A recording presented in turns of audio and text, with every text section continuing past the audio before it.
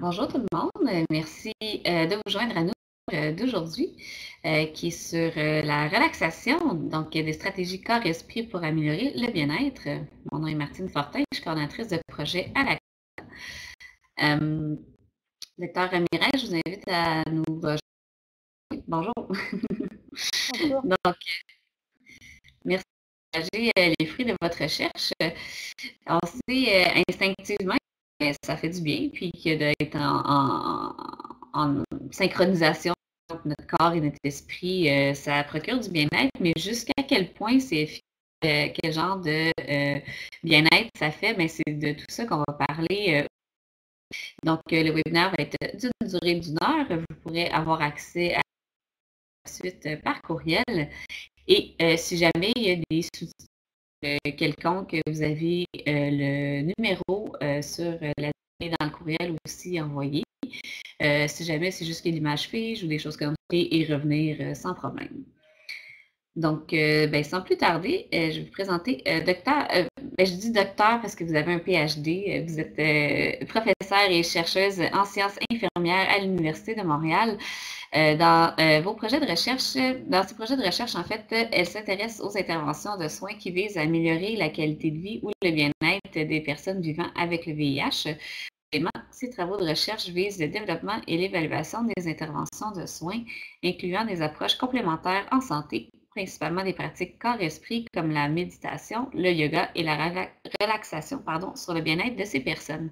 Donc, merci beaucoup d'être avec nous aujourd'hui, puis je vous laisse la parole.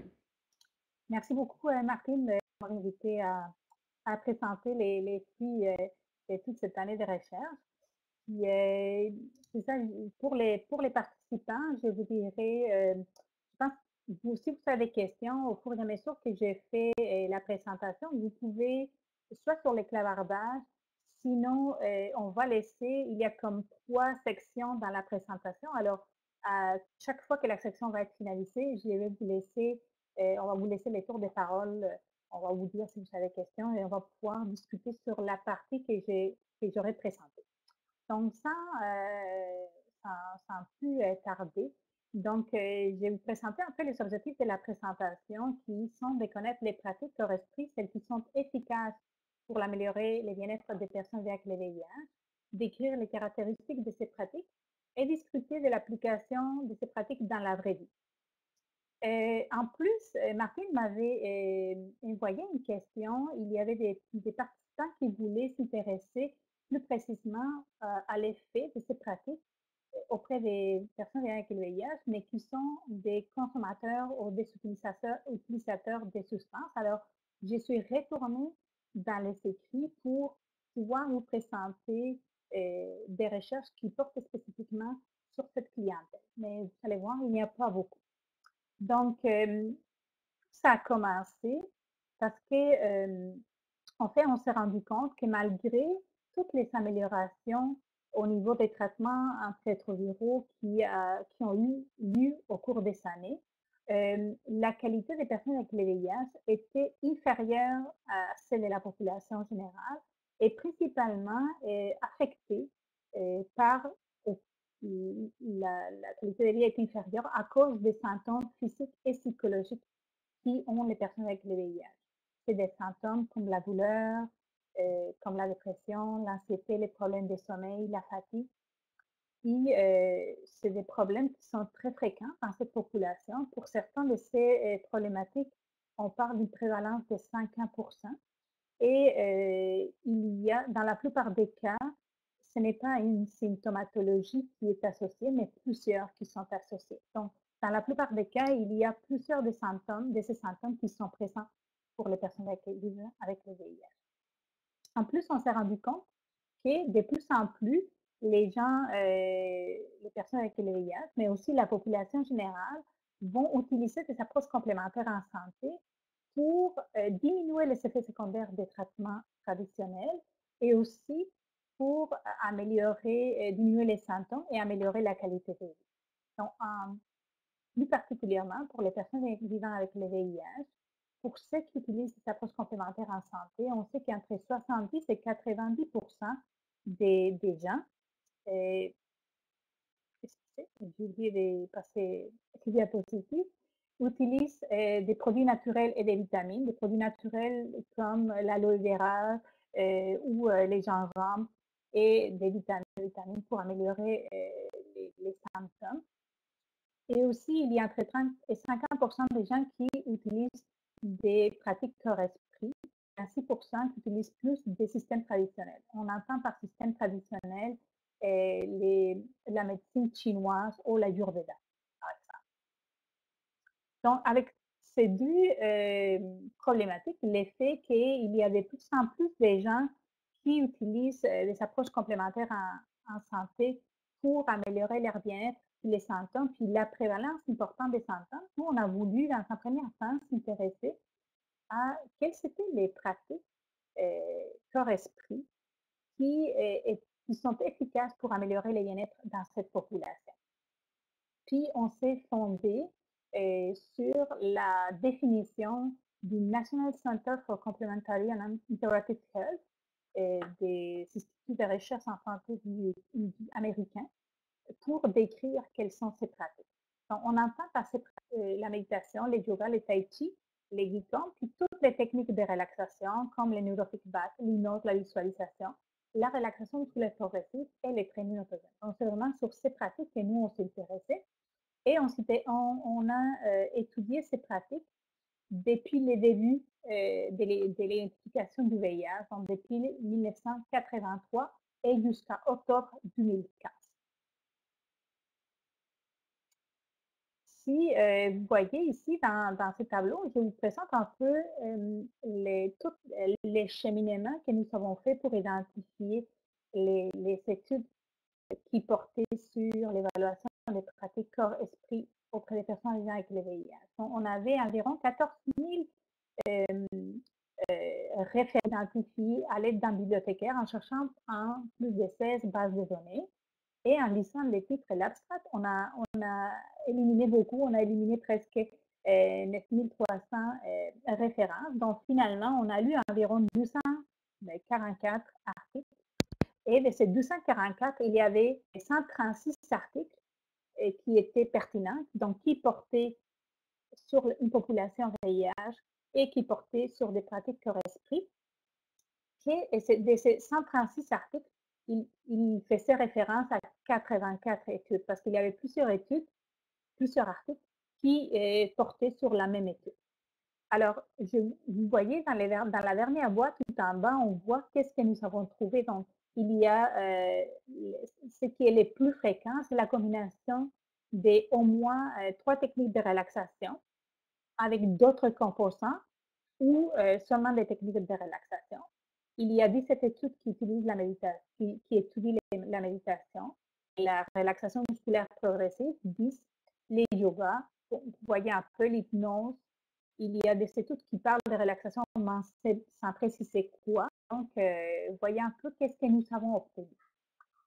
Vous pouvez comprendre que synthétiser 84 études, c'est vraiment difficile, même si on les fait par pratique, parce que même si on utilise la même pratique, si on étudie la même pratique, parfois par rapport à la population. On peut les faire auprès d'une population VIH, mais qui ont des symptômes dépressifs, versus quelqu'un d'autre qui les fait auprès des personnes qui ont plutôt de l'anxiété, etc. Donc, parfois, l'intervention est complètement différente. Vous allez voir avec la présentation suivante, comme parfois, c'est vraiment difficile. Donc, nous, qu'est-ce que nous avons fait? On a intégré, on cherche les ressemblances pour pouvoir faire des catégories qui nous permettent de lire quels sont les effets de ces interventions. Donc, dans les premières catégories que nous avons trouvées, on a ce qu'on appelle, on considérait ça une combinaison de au moins 3 techniques de relaxation, combinées entre elles et d'autres composants, d'autres pratiques corps-esprit, mais aussi qui pouvaient être combinées avec d'autres stratégies, comme les stratégies cognitives comportementales. Donc, dans cette catégorie, il y a beaucoup d'études qui utilisent exactement la même intervention qu'on appelle Cognitive Behavioral Stress Management et qui consiste à une combinaison de relaxation, comme la relaxation musculaire progressive, les trainings autogènes, la respiration et aussi la méditation avec des thérapies cognitives comportementales. C'est des interventions qui sont très complexes et aussi faites sur une longue période. Donc, il y a 10 rencontres. Généralement, on fait une rencontre par semaine et il y a la durée de la rencontre, c'est 2h30. C'est fait par des psychologues. C'est principalement, c'est un groupe de chercheurs à Miami qui a étudié beaucoup cette intervention, on va le dire comme ça. Et pour vous donner une idée, environ 1h30 de cette rencontre était pour des thérapies cognitives comportementales, en gros pour des stratégies. Et il y avait 45 minutes de la rencontre qui était destinée à la pratique de la relaxation. Puis en plus, on demandait aux participants de pratiquer la relaxation 2 fois par jour. Dans cette donc, la population qui a été étudiée dans cette étude, c'est principalement des personnes vivant avec le VIH, parfois qui ont des symptômes dépressifs, mais pas nécessairement. Et principalement, on va exclure dans l'étude les participants qui ont des problèmes de santé mentale importants, qui ont des problèmes psychiatriques, qui ont des problèmes cognitifs ou qui ont des problèmes de consommation. Donc, c'est généralement une population qui voudrait VIH, mais qui a une certaine stabilité. Les gens qui sont étudiés dans cette étude. Et les interventions, vous voyez, il y a des études qui ont démontré une diminution de l'anxiété, de la détresse, de l'estress, mais aussi une amélioration au niveau des habilités de face ou de gérer les situations. Une amélioration au niveau du soutien social, de la fonction cognitive et de la qualité de vie de ces personnes. Dans cette catégorie, il y a aussi des études combinées exclusivement les techniques de relaxation sans des thérapies cognitives comportementales qui ont obtenu des résultats qui sont semblables. Oui, c'est ça. Oui, une de ces études dans cette catégorie a aussi étudié quel était l'impact exclusif de la relaxation sur les effets. Et ils se sont rendus compte qu'en fait, les effets de ces études étaient très associés à la pratique de la relaxation à la maison. Donc, qu'est-ce que ça veut dire? C'est que la relaxation était c'est vraiment très important dans cette intervention pour obtenir des effets. Et dans cette catégorie, il n'y avait aucune étude qui avait été faite auprès des personnes avec le VIH qui avaient un problème de consommation. On a trouvé une deuxième méditation qui est aussi très largement étudiée, surtout dans les dernières années. Il y a eu une grosse augmentation à partir de l'apparition du mindfulness. Et justement, il y a 6 études qui ont été pratiques, le mindfulness, qui consiste à un balayage du corps avec des postures de yoga et beaucoup de conscience autant du corps que de la respiration. C'est vrai, hein? J'oublie de passer les diapositives parce que je suis avec 2 ordinateurs, désolée. Donc c'est ça, une conscience avec la respiration, les pensées puis les émotions.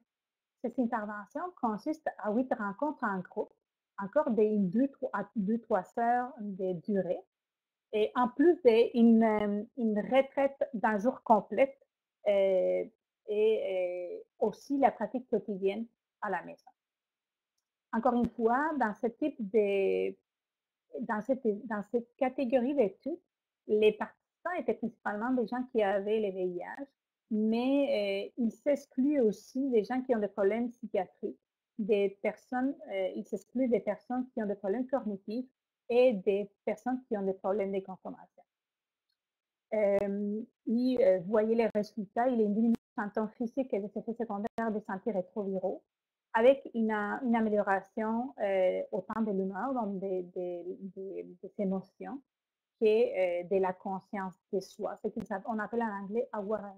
Donc, c'est vraiment comme une prise de conscience de qu'est-ce qu'on sent dans notre corps. Dans cette groupe dans cette catégorie d'intervention, on a trouvé une étude, je voulais ajouter, puis vous les trouverez en référence pour ceux qui sont intéressés, qui a testé la méditation auprès des utilisateurs des drogues. C'était des participants, c'était des gens qui étaient utilisateurs, mais qui étaient dans un programme de méthadone. Et l'intervention consistait à 12 rencontres en groupe pendant 12 semaines, donc une fois par semaine. Et, et il y avait un mélange encore de thérapie cognitive comportementale avec de la méditation.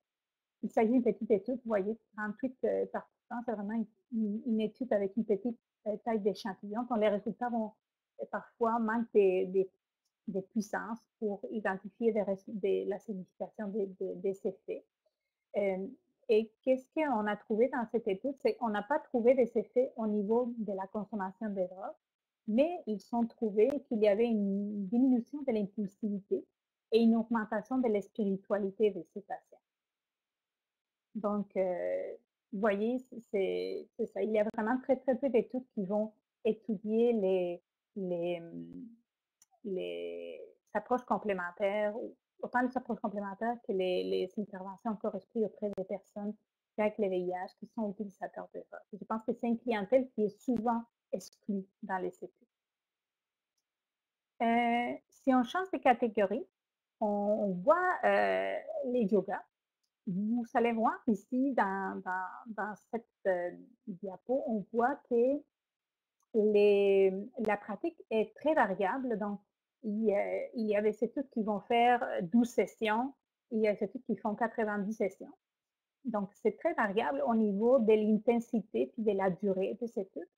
Par contre, ce qui est très intéressant, c'est qu'il s'utilise seulement les yogas. Ils n'utilisent pas de thérapie cognitive comportementale. Puis souvent, les pratiques et ces cours sont donnés par des professeurs certifiés en yoga, mais ils ne sont pas des psychologues, ils ne sont pas. Donc, ça rend la pratique beaucoup plus accessible, je vous dirais, que celle qu'on a vue antérieurement, dans lesquelles il faut vraiment des psychologues qui vont nous apprendre des techniques de stratégie cognitive comportementale. Donc, vous voyez, c'est un peu variable, entre 12 et 90 sessions en groupe, mais avec une durée d'entre 8 et 20 semaines. Mais je vous dirais, les plus fréquents, c'était entre des rencontres, des sessions de yoga entre 1 et 2 fois par semaine, pour une durée d'entre 8 et 12 semaines. Ça, c'est vraiment les plus fréquents. Et qu'est-ce qu'on obtient comme on fait les mêmes types de yoga, parfois on change un peu la technique, mais de façon générale, on fait des postures de yoga, on s'intéresse à la respiration, puis il y a une composante aussi de méditation. Puis on a les résultats pour les yogas sont un peu plus riches, je vous dirais, que pour les restes que pour les autres interventions que je vous ai montrées tout à l'heure. Donc, on voit des effets au niveau de la détresse, du stress, des symptômes émotionnels, mais aussi au niveau de la pression artérielle. On avait montré des effets au niveau de la pression artérielle, puis même au niveau du comportement en ce qui concerne la consommation des gras dans l'alimentation. Et aussi un résultat plus global en ce qui concerne le bien-être puis la qualité de vie. Nous avons trouvé également une étude qui a été faite auprès des utilisateurs de drogue. Encore une fois, c'est vraiment une toute petite étude auprès des 24 patients. C'était des consommateurs de crack ou de cocaïne. Puis, dans cette étude, la pratique des yoga était offerte après un repas. Donc, l'intervention comprenait un repas aussi, ce que je trouve qui est très intéressant parce que ça peut être ce qui fait appel à la personne. Peut-être la personne va venir parce qu'elle est intéressée venir manger avec, parce qu'on offre les repas, mais ça va être vraiment pour l'attirer par la suite à pratiquer du yoga. Et petite étude, c'était 16 sessions en groupe, encore sur 8 semaines. Je vous ai dit, c'est à peu près les plus fréquents, c'est vraiment ça. Encore avec des postures de yoga puis de la respiration.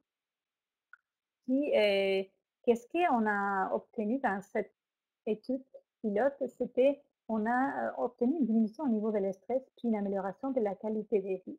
Mais ce qui est très intéressant dans cette étude, parce que c'est une étude pilote, c'est qu'on ne vise pas nécessairement à évaluer les effets, mais vraiment plus la faisabilité. Est-ce que les participants sont intéressés à participer dans ce type d'études? Puis est-ce qu'ils vont venir, si on le fait à une plus grande échelle, est-ce qu'ils vont participer? Donc, ce qui est vraiment intéressant dans cette étude, c'est qu'il a eu une complétion de l'intervention très élevée. Donc, les participants ont assisté à 83% des classes, ce qui est vraiment très, très, très bien au niveau de la participation dans ce type d'études, parce que souvent, dans ce type d'études, la participation, elle n'est pas très élevée.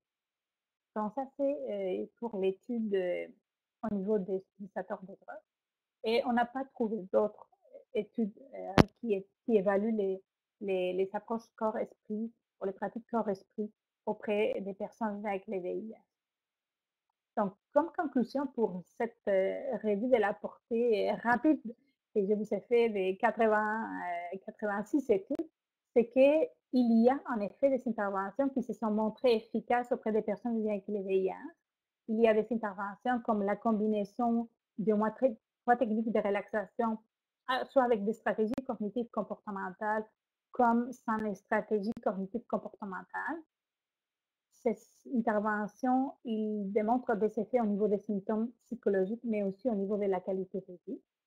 Il y a aussi des études comme de la méditation de pleine conscience qui ont démontré des effets au niveau des symptômes physiques et psychologiques. Et finalement, les yogas qui a démontré des symptômes, je vous dirais, un peu plus complets, autant au niveau des symptômes physiques et psychologiques, au niveau du comportement, donc changement de comportement, et de la qualité de vie.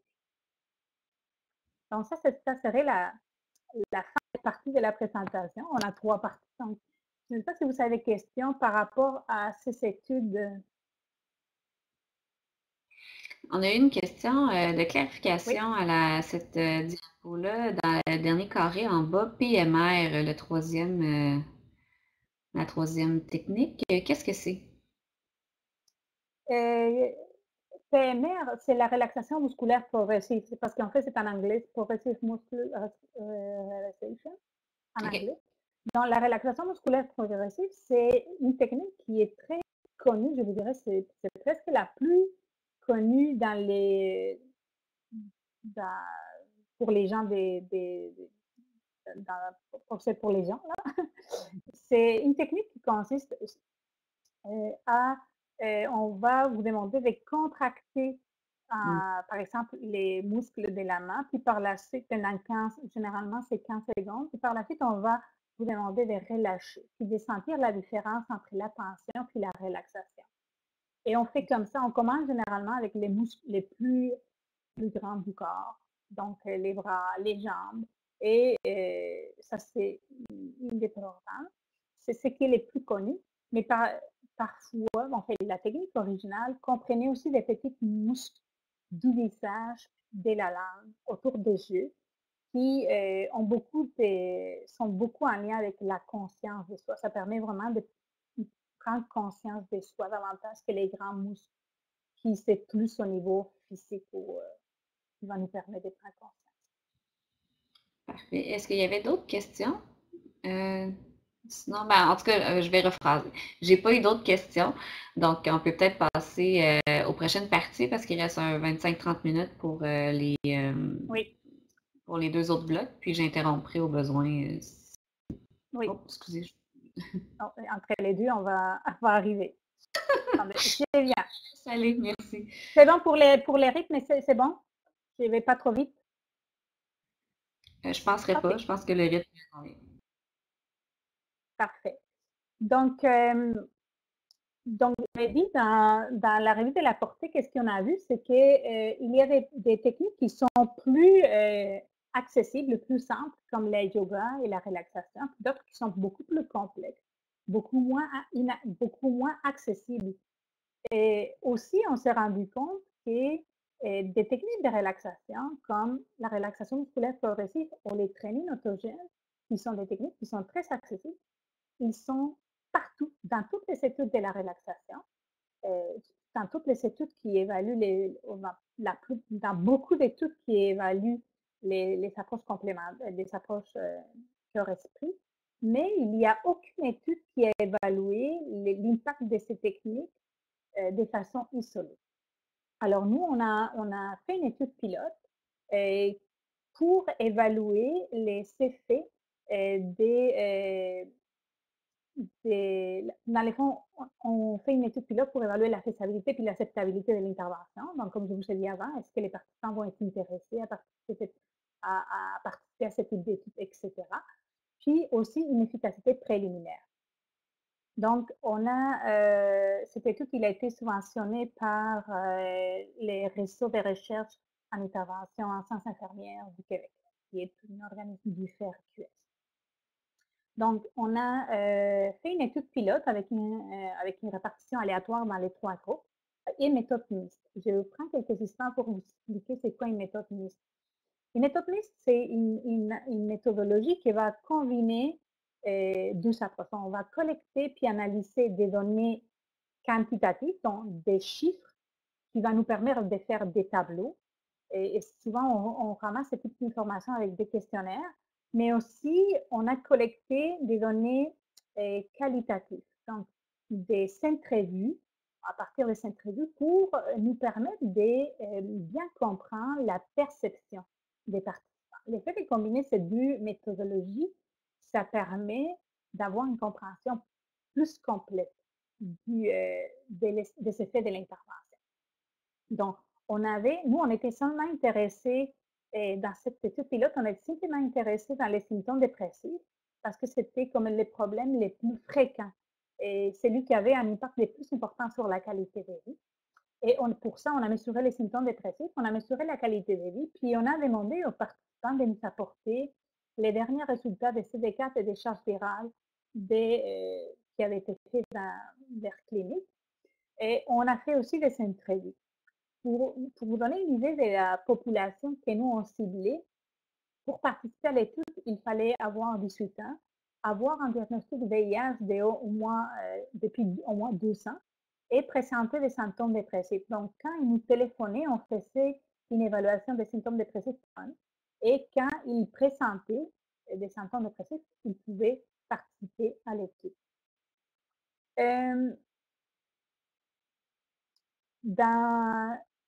On a fait, dans le fond, je vous ai dit, on avait 3 groupes. Donc, un groupe qui pratiquait la musculaire progressive, un autre groupe qui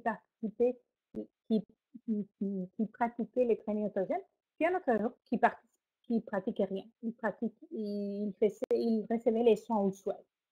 Donc, pour montrer l'intervention, on a fait 6 rencontres sur une période de 3 mois pour enseigner la technique de relaxation. C'était des rencontres individuelles avec une infirmière. Et on utilisait des techniques pour développer l'habitude de pratiquer la relaxation. Je pourrais vous expliquer ça si vous voulez par la suite, mais des stratégies qu'on appelle la planification de l'intention, de vraiment planifier à quel moment que je vais pratiquer ma technique de relaxation. Et de les répéter tout le temps dans les mêmes contextes de situation. Et on demandait aussi de pratiquer à la maison. Ça dépend de la technique. Dans la relaxation musculaire progressive, c'est une technique qui la pratique prend environ 20 minutes, puis on le demande une fois par jour. Tant que les trainings autogènes, c'est une pratique qui prend environ 7 minutes, entre 7 et 10 minutes, et on demande de la faire entre 2 et 3 fois par jour. Aussi, une différence entre ces 2 techniques, c'est que la relaxation musculaire progressive c'est fait généralement à l'enregistrement. On écoute une cassette qui nous dit, un enregistrement qui nous dit quoi faire. Tant que les trainings autogènes, on apprend les formules dès la première journée pour les faire nous-mêmes dans notre tête. Les principales différences. Mais sinon, on fait pareil. 6 interventions, tout le monde faisait des pratiques à la maison, puis tout le monde complétait en. Je vous ai mis un peu les caractéristiques des participants pour vous donner une idée, mais il s'agit, on avait 14 participants par groupe, donc je vous ai dit, c'est une étude vraiment pour évaluer la faisabilité. C'est également des hommes avec une âge moyen de autour de 40 ans. qui, et principalement, c'était des homosexuels.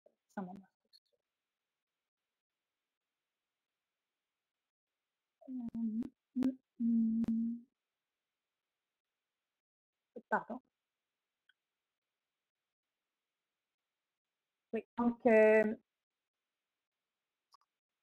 si on regarde les premiers résultats en ce qui concerne la fessacité, on voit qu'il y a des personnes qui ont complété dans les groupes du training autogène, il y a 10 personnes qui ont complété toutes les rencontres et il y avait 12 sur 14 qui ont même complété les rencontres, qui ne sont pas venus à toutes les rencontres, ils prennent. Pour la relaxation musculaire progressive, on voit que c'était un petit peu moins. Il y a seulement 6 des 14 qui ont complété l'intervention et 20 qui pratiquaient à la maison. Donc, ça commence à nous donner un peu des idées de faisabilité. On peut dire que, de façon générale, les gens préfèrent les traînées autogènes. On dit ça aussi par la suite lors de cette entrevue. Regarde les résultats. Je ne vais pas vous expliquer trop les résultats qui viennent, mais dans les fonds, si on regarde dans les tableaux, et on voit PHQ-9, c'est pour mesurer les symptômes dépressifs. Donc, ça, c'est les groupes de relaxation musculaire progressive. Donc, on voit une petite amélioration, donc une diminution dépressive de 11 à 7,5 au cours du temps, parce qu'on a mis T0, c'est avant l'intervention. Par la suite, c'est un mois après l'intervention, 3 mois et 6 mois. Pour les trainings autogènes, on commençait à progresser. On avait une moyenne de 11, une médiane parfois, et on a fini avec une médiane de 6. Donc, il y a une diminution. Tant que dans les groupes qu'on n'y a vraiment aucune, il y a une petite variation, mais on finit presque ce qu'on avait au début. Si on regarde la santé physique, qui est une des composantes de la glycémie, on voit qu'il y a une petite amélioration au niveau de la relaxation musculaire progressive. Pareil pour les traînées autogènes, qui est une amélioration. Puis pareil pour la santé mentale. Donc, on voit, on passe de 36 à 43, tant qu'ici, on passe de 39 à 48. Donc, on voit, quand on regarde les données brutes, donc au niveau de la médiane, on voit une amélioration. Cependant, quand on fait des analyses statistiques, les résultats ne sont pas significatifs parce que c'est vraiment une toute petite taille d'échantillon. Donc, c'est vraiment normal parce que ce n'est pas ça non plus qu'on s'attend avec une étude pilote. Vraiment, on vise de voir un peu qu'est-ce qu'on pourrait s'attendre si on faisait une étude plus grande sans nécessairement déterminer les effets de l'intervention. Donc, c'est pour ça que je vous avais dit au début que nous, on a combiné deux méthodes. Donc, on est allé aussi voir qu'est-ce que les participants percevaient par rapport à l'intervention qu'ils ont faite. Et parfois, les gens, ils connaissent moins les analyses qualitatives, mais ce sont des analyses qui ont la même rigueur que les études, que les analyses quantitatives. Parce que dans les fonds, on va faire une entrevue, puis on va transcrire, et par la suite, on va codifier, on va analyser morceau par morceau. Et c'est vraiment ce qui émerge de ces écrits qui va être synthétisé, qui va être présenté. Donc, qu'est-ce qu'à partir de notre analyse, nous, on a identifié 3 catégories qui émergeaient comme résultats, dont les gens avaient l'impression d'avoir une meilleure gestion des symptômes psychologiques. Ce que je vous ai mis en coursive, c'est en Italie, pardon. Donc, c'est les verbatim, ce qui représente notre analyse, donc ce qui est dit par les participants. Donc, j'ai souvent eu des petites crises d'angoisse et en prenant simplement conscience avec des exercices de relaxation, vous identifiez ce qui se passe dans votre corps, dans votre tête, et vous essayez d'arrêter l'hémorragie. Donc, ça, c'était une participante qui avait 59 ans et qui avait pratiqué la relaxation musculaire progressive. Il y a aussi des participants qui nous ont parlé d'une amélioration, qui sont perçus une amélioration physique au niveau soit de l'énergie, au niveau des problèmes de sommeil, au niveau même de la douleur, au niveau de l'anxiété, oui, l'anxiété c'est psychologique, mais en tout cas, nous ont parlé beaucoup plus de ce que nous on s'attendait parce que nous on voulait voir l'impact sur les symptômes de dépression, mais ce qui a émergé de ces résultats, c'était vraiment beaucoup plus que les symptômes de et aussi une amélioration du bien-être général. Donc, des gens qui nous parlaient, ben là, je me sens vraiment bien. Je commence à faire des activités que ça faisait longtemps que je n'avais pas fait. Donc, on voit vraiment que c'est beaucoup plus large comme effet que ce qui touche les symptômes physiques ou psychologiques. Donc, comme conclusion pour cette 12e étude pilote, c'est on voit que les participants semblent bien accepter l'intervention de relaxation. Les gens étaient contents de participer à l'étude. Puis, les trainings autogènes semblent plus acceptables que la relaxation musculaire progressive.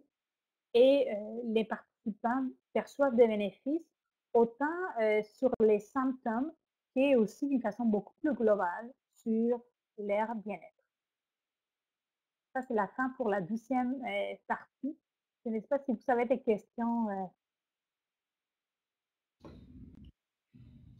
Si vous avez des questions, en effet, les inscrire dans la boîte de commentaires. J'en ai pas reçu pour le moment. Donc, je pense que c'était clair. C'est bon? Parfait. Je vais Parfait. prendre un petit tourvie. Et je vais continuer. Donc, si, comme conclusion aussi, c'est que nous, on s'est rendu compte, dans l'étude pilote, on glissait vraiment les symptômes de dépression, mais on s'est rendu compte qu'il était beaucoup plus large comme effet qu'il percevait que les symptômes de dépression. Alors, on est allé fouiller un peu dans les écrits, puis on s'est rendu compte que dans les fonds, la présence des symptômes physiques comme la douleur, les problèmes de sommeil, les problèmes et des symptômes psychologiques sont très fréquents et souvent sont reliés. Alors, on a décidé de faire une étude plus large, on vissait une échantillon aussi plus grand et on a voulu évaluer l'efficacité de la technique de relaxation. Tout training notre vraiment ciblé sur une de ces deux techniques. Pourquoi? Parce que les participants, ils semblaient apprécier davantage les trainings autogènes que la relaxation musculaire progressive. J'avais l'impression que c'était eux qui avaient les contrôles. Tant qu'avec la relaxation musculaire progressive, comme c'était un enregistrement, ils avaient l'impression que c'était quelqu'un d'autre qui les amenait à, à se détendre. Puis aussi, l'effet de devoir avoir un enregistrement avec soi, ça limitait aussi la pratique de la relaxation. Donc, c'est pour ça qu'on a décidé de faire seulement une de ces deux techniques aussi par des questions méthodologiques. Le fait de faire seulement deux groupes, ça nous permet de détecter des résultats avec moins de participants que si on a trois. Donc, c'est pour ça qu'on a décidé de faire deux groupes. Et on a mesuré plus large. On a mesuré la qualité de vie, mais aussi les symptômes physiques et psychologiques. Et cette étude, il a été subventionnée par les ressources islamiques du FRQ. Donc, on a fait, encore, on a utilisé la même méthodologie mixte. Donc, moi, je trouve que c'est une formule gagnante parce que ça nous permet vraiment d'avoir une compréhension beaucoup plus approfondie de ce qu'on pourrait avoir avec une étude exclusivement quantitative. Et on a mesuré la qualité de vie, on a mesuré la qualité du sommeil, la fatigue, la douleur, l'anxiété et les symptômes dépressifs. Puis on a fait des entrevues après avoir complété l'intervention. Les outils, on les applique avant l'intervention. On mesure avant, on mesure à 3 mois et on a mesuré à 6 mois dans cette étude. Et l'interview, on l'a fait juste après l'intervention. Quelque chose d'intéressant aussi dans cette étude, c'est qu'on avait deux groupes. Donc, on avait les groupes qui faisaient les trainings autogènes tout de suite. Et on a décidé que même les gens qui participaient à l'étude, qui étaient dans un groupe, au début, ils ne faisaient pas l'intervention, de leur donner la possibilité de participer, de faire l'intervention par la suite. On trouvait que c'était plus éthique aussi parce qu'ils contribuent à la connaissance. Puis, on voulait qu'ils puissent aussi bénéficier de l'intervention. Alors, on a fait ce qu'on appelle une groupe liste d'attente, waitlist en anglais. Donc, on avait deux groupes. Il y avait un groupe qui commençait avec les training autogènes tout de suite et il y avait un groupe qui commençait 6 mois plus tard. Donc, pendant 6 mois, on mesurait, mais après 6 mois, ils pouvaient commencer avec apprendre la technique de relaxation. Dans l'intervention, c'était la même chose. Puis là, vous avez juste gelé un petit peu, si vous pouvez reprendre votre dernière phrase. Quand vous disiez qu'il y avait un groupe qui commençait oui, maintenant, l'autre 6 mois plus tard. exact. Donc, ce qui est vraiment intéressant, c'est qu'on avait deux groupes. Donc, il y avait un groupe qui commençait tout de suite l'intervention et l'autre 6 mois plus tard. Donc, pendant 6 mois, on mesurait pareil les symptômes dépressifs, l'anxiété, etc. Et après 6 mois, il faisait l'intervention de relaxation et on continuait à mesurer à 3 mois plus tard, donc à 9 mois puis à 12 mois. Donc, on a fait la même intervention, 6 rencontres, pareil, à l'intérieur de 3 mois avec une infirmière de façon individuelle. On offrait la possibilité de faire les rencontres soit à Maison Plein Cœur, soit à la clinique L'Actuelle, soit à l'hôpital Notre-Dame. Les participants, ils choisissaient où ils voulaient venir nous rencontrer pour apprendre la technique de relaxation. Et ils faisaient pareil, la pratique à la maison, etc. J'ai encore vous ai fait un petit tableau avec les caractéristiques des participants. Donc, dans ces groupes, on a 63 participants au total. On a 31 dans les groupes contrôle, puis on a 32 dans les groupes waitlist, donc dans les groupes de liste d'attente, et on a 32 dans les groupes training autogènes qui commencent tout de suite. Il s'agit à peu près de la même caractéristique des participants, donc des gens des autour de 5 ans. C'est un peu, l'âge moyen était un peu supérieur à celui de l'étude pilote, mais je vous dirais que c'est vraiment très, très variable. On avait des participants des 20 ans, puis on avait des participants des 65. Je pense que les plus âgés, ils avaient 70 ans. Principalement, c'est des hommes, puis des hommes homosexuels. Donc, si on regarde les résultats quantitatifs, donc avec les chiffres qu'on obtient dans cette étude, on voit, vous allez voir, et je l'ai souligné en vert pour rendre la chose plus simple. Donc, qu'est-ce qu'on voit? C'est qu'il y a une amélioration au niveau d'une des dimensions de la qualité de vie. Donc, la santé physique, les relations sociales, les problèmes de santé et l'impact du traitement, c'est les 4 dimensions de qualité de vie avec l'instrument que nous, on a utilisé. Donc, on voit qu'il y a une amélioration au niveau des relations sociales, puis des problèmes de santé et de détresse. Mais si vous regardez dans la colonne s'appelle temps. Donc, qu'est-ce que ça veut dire? C'est que dans les deux groupes, il y a une amélioration des relations sociales puis des problèmes de santé au cours du temps, mais il n'y a pas de différence dans les deux. Donc, ça veut dire qu'on ne peut pas attribuer cet effet à l'intervention parce qu'il y avait un groupe qui n'avait pas d'intervention. Donc, ça ne dit pas grand-chose finalement. Quand on regarde les effets pour les autres variables, on voit un effet au niveau du sommeil. Je vous l'ai souligné. Puis dans ces cas-là, la différence est significative entre les deux groupes. Donc, l'effet sur les sommeils, c'est dû à l'intervention en principe. Par contre, on s'est rendu compte de quelque chose de très intéressant, c'est que dans cette étude, on avait sélectionné des gens, dans le fond, c'était des gens qui pouvaient avoir un des symptômes sans savoir nécessairement tous les symptômes. Donc, on analyse les données, on se rend compte qu'il y a environ 15 personnes au total qui n'avaient pas, par exemple, ils n'avaient pas de douleurs au début de l'étude, donc ils n'avaient pas de douleurs à la fin. Donc, ça fait que les résultats, ça dilue un peu les résultats. Donc, présentement, nous sommes en train de faire des analyses de sensibilité pour considérer seulement les gens qui avaient les symptômes. Donc, on va considérer les gens qui avaient la douleur au début. Est-ce que ça a diminué la douleur à la fin? Les gens qui avaient des problèmes d'anxiété au début, est-ce que ça a diminué l'anxiété à la fin? Et ça, je ne peux pas vous les présenter parce que nous sommes en train de les faire présentement. Puis, si on regarde aussi, on voit des effets sur l'anxiété, mais encore sur l'anxiété, c'est dans les deux groupes. Donc, ça, ce n'est pas différent entre les deux. Par contre, lorsqu'on regarde les groupes qui étaient dans les groupes qui étaient dans les listes d'attente, on les a suivis pendant 6 mois. À 6 mois, on les a montré l'intervention, puis après, on a mesuré à 9 mois, puis à 12 mois. Dans ces résultats, on trouve des choses très intéressantes, significatives, puis c'est malgré que c'est une petite groupe.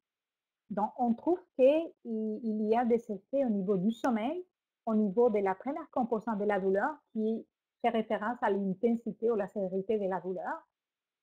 Et on a aussi des effets sur l'état d'anxiété.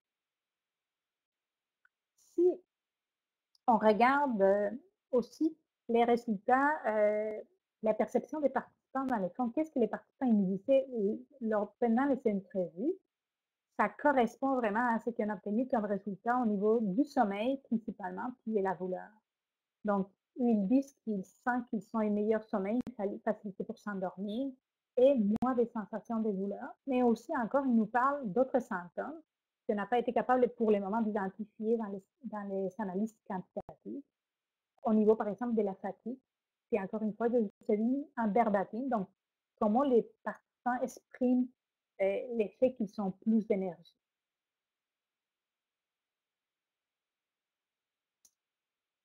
Il y a aussi des effets au niveau de l'anxiété qui ont été rapportés par les participants dans les entrevues. Donc, ils ont l'impression d'avoir moins d'anxiété ou une diminution de l'intensité des émotions. Et il y a d'autres résultats très intéressants au niveau de la concentration, dont les participants, ils vont nous dire que maintenant, ils sont capables de lire un livre ou même d'être attentifs lorsqu'ils regardent la télévision, d'être capables de comprendre ce qui se passe quand ils regardent un film ou quand ils regardent une émission de télévision. Et aussi au niveau de la consommation, principalement par rapport à deux aspects, deux substances. Souvent l'activant qui est pris parfois lorsque les participants ne pouvaient pas dormir. Donc là, ils vont dire, ben là, je prends plus d'activant, là, je vraiment essayer de m'endormir avec la relaxation.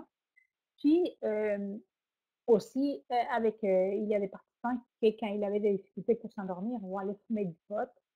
Et puis là, il semble dire qu'ils utilisent moins pour s'endormir, c'est sûr. Au niveau du bien-être, c'est un résultat qui est super, très, très, très intéressant aussi, c'est que quand on a identifié les catégories qui émergeaient dans nos analyses,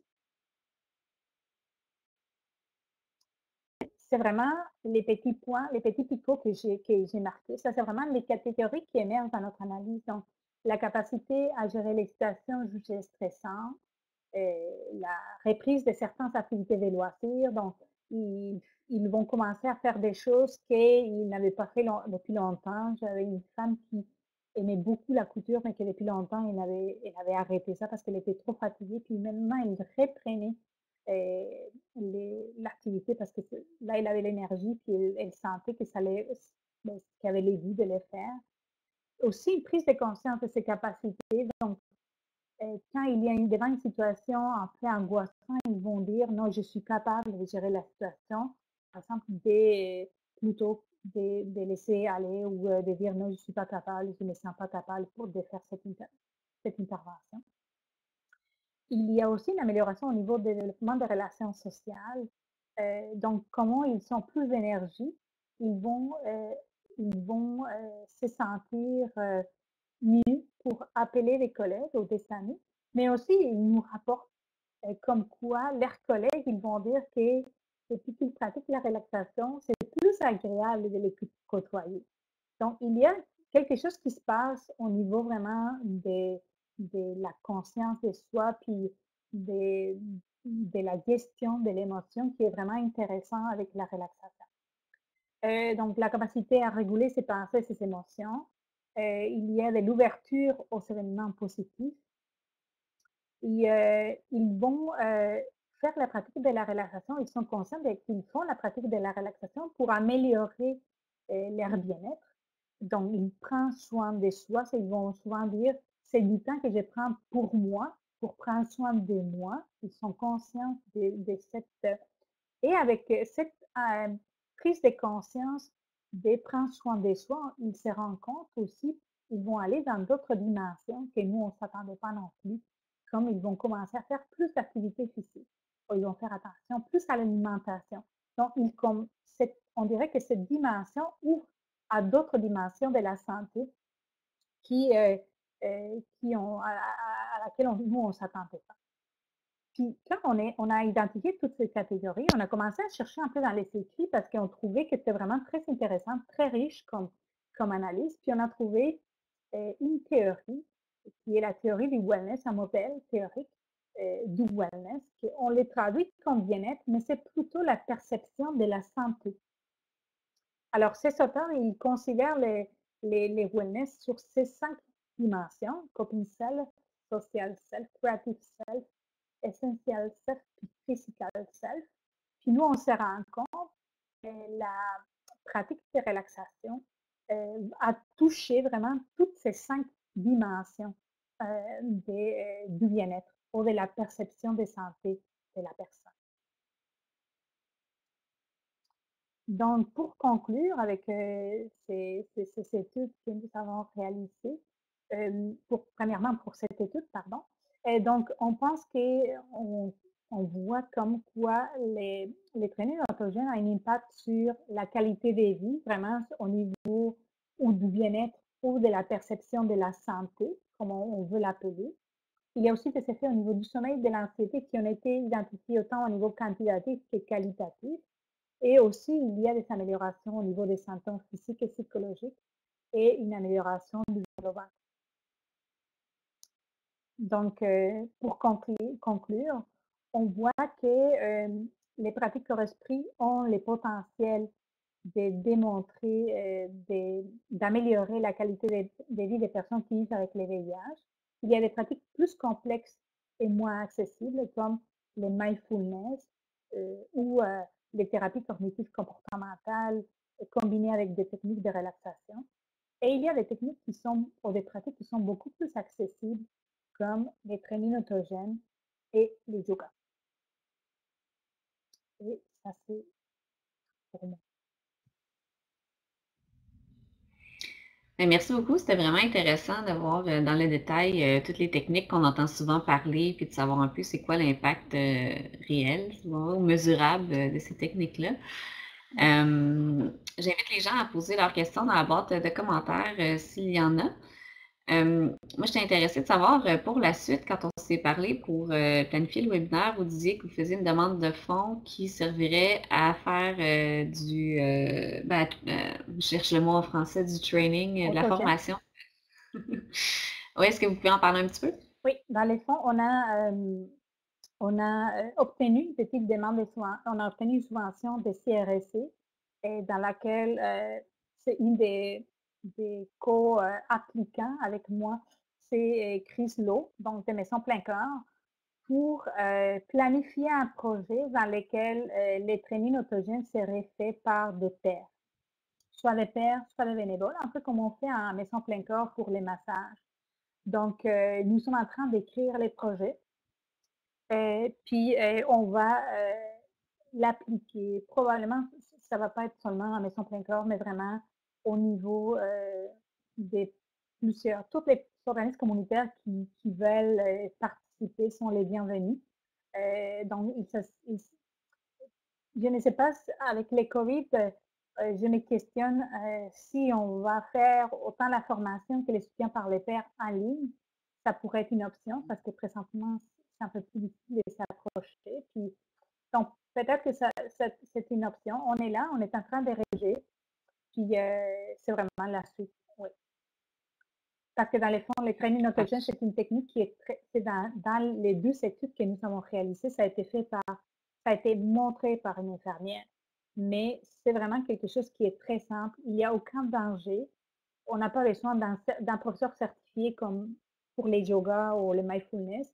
Donc, c'est vraiment quelque chose qui est c'est très faisable. Oui, merci. Puis je présume qu'il y a plusieurs organismes qui seraient intéressés à ça, donc ils pourront se tenir au courant. On reçoit un commentaire. Un grand merci pour les recherches faites sur les substances. C'est très intéressant comme conclusion. Et une question. Le dernier tableau démontrait les résultats significatifs pour le groupe de liste d'attente. Est-ce que les résultats pour le groupe training autogène immédiat? C'est ça. Celles du training autogène immédiat, je vais vous les montrer, c'est celle-ci. Donc, c'est les 3 tableaux pour lesquels on a obtenu des résultats dans les temps, mais pas entre les 2 groupes. Donc, dans les fonds, c'est pas des résultats qui sont significatifs. On peut pas dire que c'est à cause de l'intervention, mais on pense que que cette manque de signification, c'est dilué à cause du fait qu'il y a des participants qui n'ont pas ces symptômes. Alors, c'est ça, nous sommes en train de faire une analyse secondaire de sensibilité pour considérer seulement les gens qui avaient des symptômes au début de l'intervention. Sinon, les seuls résultats significatifs pour quand on compare les 2 groupes, c'est pour les sommeils. Parfait, j'espère. Parfait, ça répond à la question. Une autre question, quand on dit que les gens consomment moins de cannabis, est-ce que ça a aussi un effet sur la consommation des autres substances? Difficile à savoir. C'est vraiment très difficile à savoir parce que nous, on n'a pas mesuré ça. Nous, on n'a pas mesuré l'utilisation de substances. Peut-être qu'on pourrait le faire dans une étude suivante. Mais c'est vraiment les gens, c'est ça qu'ils nous disaient. C'est qu'ils consommaient. Nous, dans les analyses qu'on a fait, c'est qu'on voit, c'est vraiment les 2 substances dont je vous ai parlé. C'est l'activant. Donc, souvent, ils vont prendre l'activant quand ils sont très anxieux ou quand ils ont des problèmes pour s'endormir. Et il y a des participants qui avaient arrêté d'utiliser ces médicaments, puis aussi pour les potes. C'est vraiment les 2 éléments qu'on a identifiés. Mais on n'a pas pu faire. Je sais que j'avais des utilisateurs d'autres substances, puis d'après sévir, il y a une amélioration, mais on a une, deux, trois participants. Donc, on ne peut pas tirer des conclusions très, très solides avec ça. Mais moi, je vous dirais, je pense que ça prend, je ne vous l'ai pas dit dans la présentation, mais qu'est-ce qu'on voyait dans les analyses, c'est que les gens qui étaient intéressés à cette intervention, c'était des gens qui avaient une certaine ouverture aux approches complémentaires, pour commencer, puis qui avaient un certain besoin. Ils avaient vraiment besoin de quelque chose pour améliorer leur bien-être ou améliorer ou diminuer les symptômes. Quelqu'un qui est en plein phase de consommation active puis qui n'est pas conscient qu'il a un problème, il ne va pas accrocher. Ce n'est pas dans ses priorités, cette type d'intervention. Je pense que ça prend une certaine stabilité pour le faire.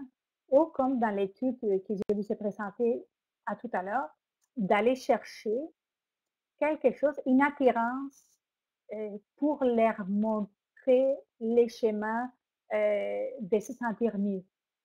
Mais c'est vraiment des populations, des clientèles qui sont un peu plus difficiles d'accès.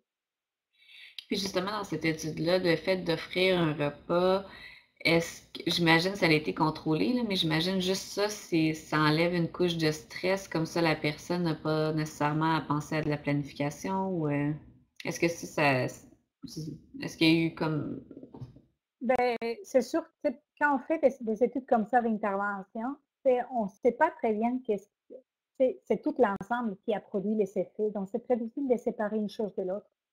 Mais en même temps, ils auraient pu manger puis partir. Parce que les yogas étaient faits 2 heures après l'administration du repas. Ah, OK. Et cependant, les gens restés, ils sont assistés à 83% des classes. Donc, parfois, moi, je pense qu'avec la clientèle, j'ai travaillé comme infirmière auprès d'une clientèle toxicomane. Puis, je pense que cette clientèle, souvent, il faut la mimer. Il faut prendre beaucoup soin d'elle, puis établir un bon lien de confiance, puis parfois leur offrir quelque chose de plus pour qu'ils se sentent en confiance, puis par la suite, ils vont développer d'autres choses, ils sont capables. mais les approches qu'il faut utiliser avec eux, c'est vraiment, sont un peu différents que celles qu'on utiliserait avec une clientèle non toxique. Mhm. J'ai d'autres questions, mais là, il est midi. Donc, je vais respecter le temps alloué pour l'activité, puis pour le temps de tout le monde. Il y a beaucoup de remerciements pour la présentation, que c'était très intéressant. Donc, merci beaucoup, Pilar Ramirez, d'avoir été avec nous aujourd'hui puis d'avoir partagé les résultats. Merci. Merci à tout le monde aussi d'avoir été là. Et juste vous dire, la semaine prochaine, à la même heure, on a le webinaire sur l'index, les premiers index de la stigmatisation des personnes vaincre le VIH au Québec. Donc, vous pouvez toujours vous inscrire sans problème la semaine prochaine. Donc, ben, merci encore tout le monde. Merci beaucoup. Est-ce que je pourrais avoir une petite mot de la fin? Ça va être très court. Oui, oui, oui, allez-y, Dans le allez-y. fond, je voulais simplement appeler à tous les intervenants à collaborer avec nous lorsqu'on fait ce type d'études parce que, dans le fond, vous voyez, on est vraiment très limité parfois parce que parfois ils ne savent pas. Donc, la prochaine fois que la prochaine fois qu'on propose un projet, ben, c'est sûr que je vais vous solliciter. Puis, c'est vraiment important d'avoir un taux des recrutements très, très important. Ici, des participants au webinaire qui ont des questions, ils peuvent m'écrire par courriel. Vous pouvez les trouver, si vous indiquez mon nom sur le web, vous allez trouver celui de l'Université de Montréal. Donc, sinon, Martine aussi, elle peut vous les envoyer par courriel, puis vous pouvez me Absolument. contacter par courriel. Merci beaucoup de m'avoir invité. Et bonne journée à tout Ben, le monde. merci. Bonne journée. Au revoir.